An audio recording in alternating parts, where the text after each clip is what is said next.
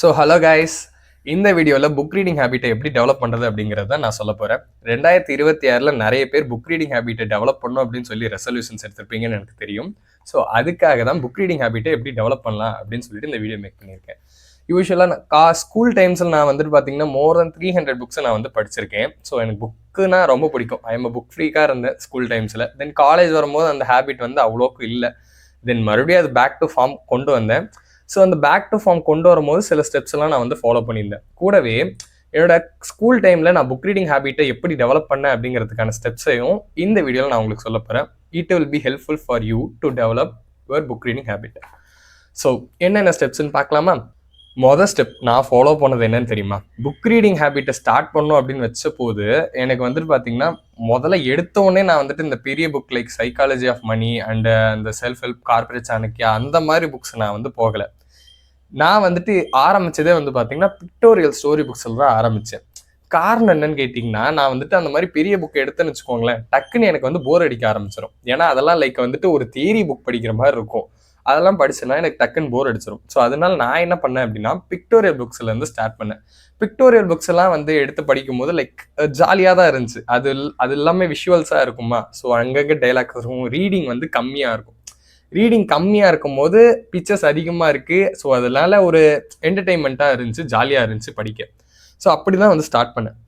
தென் pictorial books எல்லாம் வந்துட்டு தூக்கி போட்டுட்டு கொஞ்சமாக பிக்சர்ஸ் இருக்கிற மாதிரி சில புக்ஸ் வந்து படித்தேன். சில ஸ்டோரி புக்ஸ்லாம் வந்து பார்த்தீங்கன்னா அங்கங்கே பிக்சர்ஸ் இருக்கும் ஃபுல் புக்லேயுமே, பட் ஃபுல்லாக பிக்சர்ஸ் இருக்காது. அங்கங்கே பிக்சர்ஸ் இருக்கும், மீதி எல்லாமே வேர்ட்ஸாக இருக்கும்.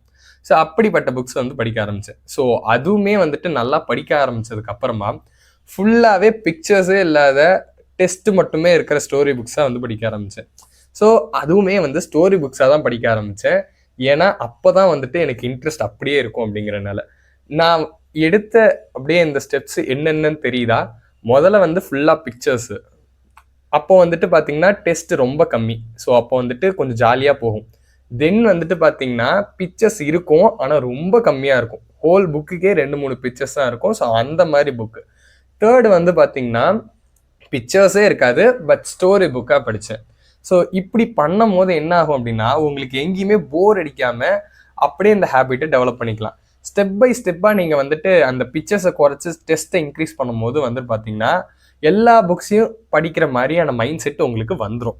இப்போ நான் வந்துட்டு டெஸ்ட் மட்டும் இருக்கிற ஸ்டோரி புக்ஸ் படித்தேன்னா இதுக்கப்புறமா தான் நான் வந்து செல்ஃப் ஹெல்ப் புக்கே எடுத்து படிக்க ஆரம்பித்தேன்.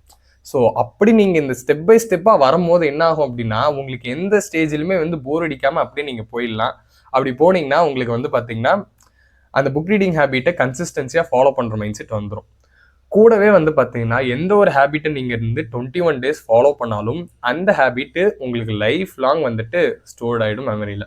ஸோ நீங்கள் வந்து புக் படிக்கிறீங்க அப்படின்னா ப்ராமினெண்ட்டாக ஒரு டைம் வந்து ஃபிக்ஸ் பண்ணிக்கோங்க. லைக் வந்துட்டு மார்னிங் ஒரு 9 to 10, இல்லை நான் வேக்கப் ஆனோடனே ஒரு 5 பேஜ் படிச்சுட்டு என்னோட ரொட்டீன் ஸ்டார்ட் பண்ணுவேன். இல்லை நான் தூங்க போகிறதுக்கு முன்னாடி ஒரு 5 பேஜ் படிச்சுட்டு நான் தூங்க போவேன் அப்படின்னு சொல்லி நீங்கள் ஃபிக்ஸ் பண்ணிட்டீங்க அப்படின்னா அந்த டைமில் அதை தொடர்ந்து செய்ய 21 நாள் கழித்து உங்களுக்கு அந்த ஹேபிட்டு பர்மனெண்ட் ஆகிடும். ஸோ இது மூலயமா நீங்கள் உங்கள் புக் ரீடிங் ஹேபிட்டை வந்து டெவலப் பண்ணிக்கலாம். 2 விஷயம் தாங்க. ஃபஸ்ட்டு உங்கள் மைண்ட் செட்டு கொண்டு வரதுக்காக தான் இந்த டெஸ்ட்டை வந்து குறைச்சி கொண்டு போகிறது. தென் வந்து உங்களுக்கு அந்த ஹேபிட் கன்சிஸ்டன்சியாக ஃபாலோ பண்ணுங்கிறதுனால தான் இந்த 21 நாள் ஃபிக்ஸ்டு டைமில் நீங்கள் படிக்கணும்னு சொன்னது. ஸோ இந்த 2 ஸ்டெப்பை ஃபாலோ பண்ணாலே போதும், நீங்கள் வந்துட்டு பார்த்தீங்கன்னா புக் ரீடிங் ஹேபிட்டை டெவலப் பண்ணிடலாம்.